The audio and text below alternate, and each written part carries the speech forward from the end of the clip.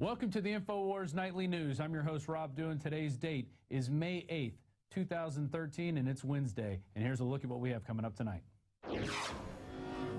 Tonight on the InfoWars Nightly News, we bring you the latest on the Benghazi hearings. Then, many Americans are still convinced that gun homicides are up, even though the numbers are quite the opposite. And Rob Dew talks to another victim of, quote, imagined tyranny in the wake of the Boston bombing. Imagined tyranny. All that and more coming up on the InfoWars Nightly News. Okay, we're going to have John Bound coming up with us in studio with some live updates on Benghazi. But first, I want to get to an article from Kurt Nimmo, The Real Benghazi Story, U.S. Op to Arm Al-Qaeda in Syria. And this is a big deal where we were talking about there were 10,000 heat-seeking missiles in Benghazi, and that this whole, that Ambassador Stevens was most likely in a plot to give these missiles to Al-Qaeda, probably under the direction of Hillary Clinton and Barack Obama. We don't know yet, but that's what the intel we're getting from people who actually care about this story. There's our latest on Benghazi, continual live updates that we were posting all day. And this afternoon, Kurt Nimmo came out with the article that's on the computer there, Real Benghazi Story, U.S. Op to Arm Al-Qaeda in Syria. And I'm just going to read one quote here from John Baxter. Benghazi is not about Libya. Benghazi is about a policy of the Obama administration to involve the United States without clarity to the American people, not only in Libya, but throughout the Arab world that is now in turmoil. Benghazi is about the NSC directing an operation that is perhaps shadowy, perhaps a presidential finding, perhaps doesn't, that takes arms and men and puts them into Syria under the guise of the Free Syrian Army. And so, you know, we've been posting updates on it all day. We're going to play you some old clips, but first let's go to a quick clip from Mr. Hicks, who was one of the government officials who was there on the ground calling people, looking for help, and none was given. So here's that clip. During the night, I'm in touch with Washington, keeping them posted of what's happening in Tripoli and, to the best of my knowledge, what I'm being told in Benghazi. 2 a.m., sorry, the Secretary of State Clinton called me, along with her senior staff. We're all on the phone. And she asked me what was going on, and I briefed her on the developments. Most of the conversation was about the search for Ambassador Stevens. They didn't know whether any more mortars were going to come in. The accuracy was terribly precise. The defense attaché had persuaded the Libyans to fly their C-130 to Benghazi. As Colonel Gibson and his 3 personnel were getting in the cars, he stopped and he called them off and told me that he had not been authorized to go. The vehicles had to go because the flight needed to go to to Benghazi. Lieutenant Colonel Gibson was furious. So hours after our ambassador and 3 others are killed in Benghazi, the president of Libya says it was an attack with possible terror links, correct? Yes, sir, that's what I recall. Did the president of Libya ever mention a spontaneous protest related to a video? No, sir. Would a highly decorated career diplomat have told you or Washington had there been a demonstration outside his facility that day? Yes, sir, he would have. Did he mention one word about a protest or a demonstration? No, sir, he did not. This email was sent on September the 12th, the day after Benghazi, and several days before Ambassador Rice's television appearance. And I'll continue. When he said his government suspected that former Gaddafi regime elements carried out the attacks, I told him that the group that conducted the attacks, Ansar al-Sharia, is affiliated with Islamic terrorists. Let me say that again, Mr. Hicks. She told him, the State Department, on September the 12th, days before our ambassador went on national television, is telling the ambassador to Libya the group that conducted the attacks, Ansar al-Sharia, is affiliated with Islamic terrorists.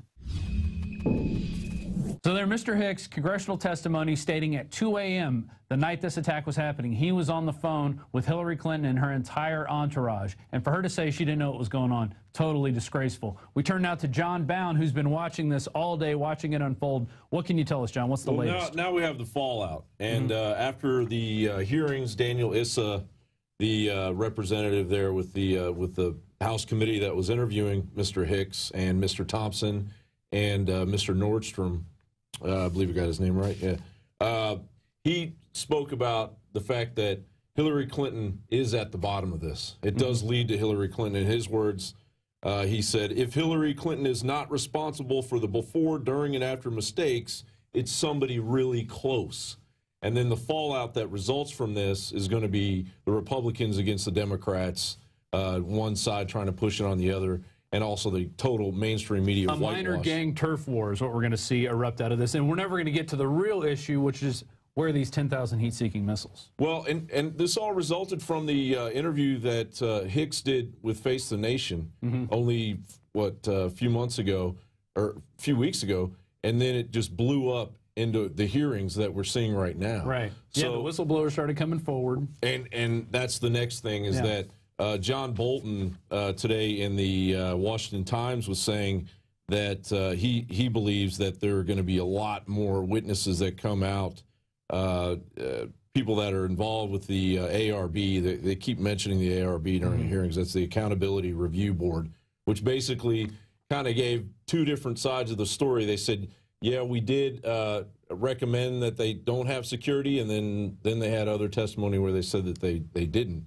So that's got to be cleared up. There have to be more hearings. There have to be more witnesses, and there are key members that are going to have to be witnesses that testify in the hearings coming in the next few weeks, because they only went to a certain level.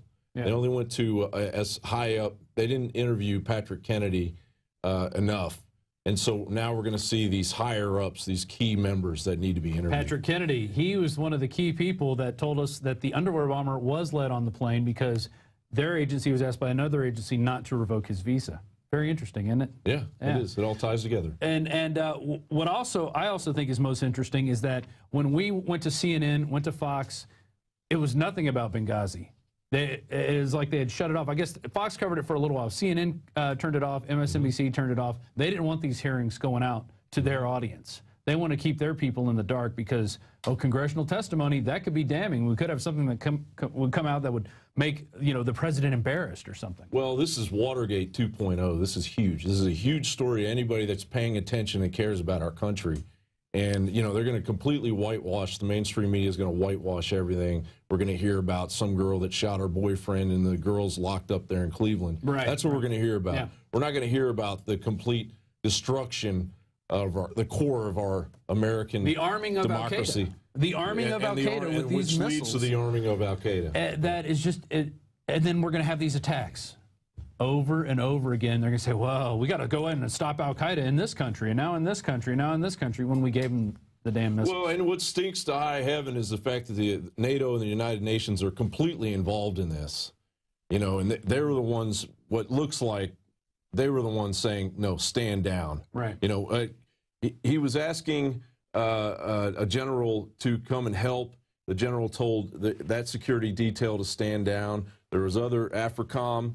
They were asked. They said they couldn't come in. And Hicks was basically saying if we had shown some kind of firepower with maybe just a plane, a flyover, the Libyans would have backed off. They would have scattered. Just one plane, and they were just left out there to be killed. Kind of reminds me of with with precision. Yeah, precision mortar attacks. He did talk about that. Yeah. Yep. All right, we're going to go to 3 clips because we were doing our own investigation of this. We weren't waiting for congressional hearings. We were bringing in people who are geopolitically savvy. The first clip we're going to go to is Steve Pachinik, and that was in, let me get the exact date here. That was in 8/12. That was August. And then we're going to go to Lieutenant Colonel Anthony Schaefer, who we had on the show in November of 2012. So we got August, November, and then we have a clip of Rand Paul chewing out Hillary Clinton after she claimed, well, I had no idea this was going on. That was in January of this year. So we're going to go to those clips. John, thanks for coming in with that update, and I guess you're going to be on the show tomorrow with another update. Oh, we're going to follow this thing real close. All right, well, let's go to these clips now. Your sources, you were telling me off air that your Pentagon sources, I mean, they know who really killed this guy and the message it's meant to send. Well, the message he was meant to send, the Pentagon sources had informed me that the distance between the Libyan embassy where our ambassador was and where the rioters were was so large, and 2 days of a delay in response, meaning simply that they were professionals ready to take out our ambassador, who was an Arabist. And the reason I say he's an Arabist, it was basically they wanted to kill him because he was too influential in the Arab world. He was too dangerous to Israeli interests, to Saudi interests, and to certain American national security interests run by the neocons. This was a protracted battle. We're talking about starting in the evening, say between 7 and 8, and lasting until the next morning. Now, one notable thing, just to frame this whole thing, and I think this is where we're going to go with this, from what we were talking about, is that during this entire time, no one knew the ambassador was dead. And this is notable by the fact that one of the things you think they'd want to do is find him by the fact you would not want to have a hostage situation similar to the one that hobbled Jimmy Carter during his reelection campaign back in 1980. And think about this. If Ambassador Stevens was taken hostage, every day there would be a reminder of the failed policy.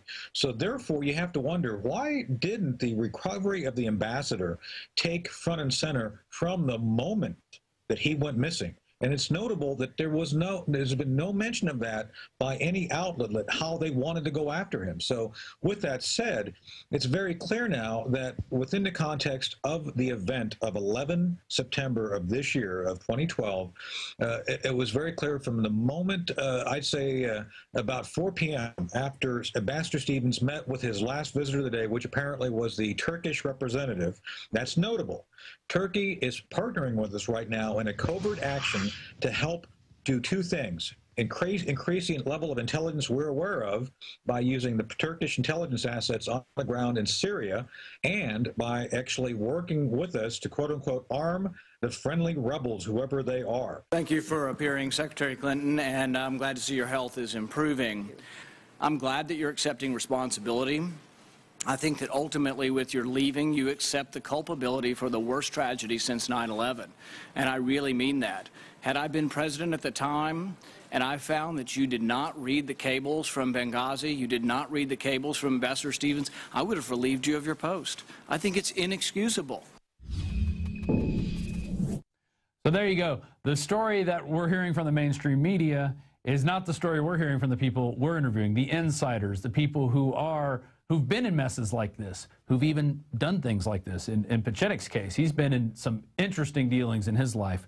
So, of course, we're going to be bringing you more information as it becomes available. I'm Darren McBreen, and these are some of the new items that are available now at InfoWarsShop.com. Alert the public to Obama's blatant abuse of power with the new Obama t-shirt. Obama's Joker face on the front and come and take it on the back. It's time to publicly call him out for what he is, a tyrant. Defend the Second Amendment with our top seller Come and Take It t-shirts. And look at that, women's cut tank tops and t-shirts now available. Nice hat. Plus the Don't Tread on Me flag. And now you can become a micro distributor of the InfoWars magazine. Plus get your own copy delivered right to your door each and every month. And if you're tired like I am of you and your family being exposed to polluted drinking water, get the Pro One high performance water filter. It gets rid of all pathogenic bacteria, cyst, fluoride, heavy metals, and numerous other contaminants.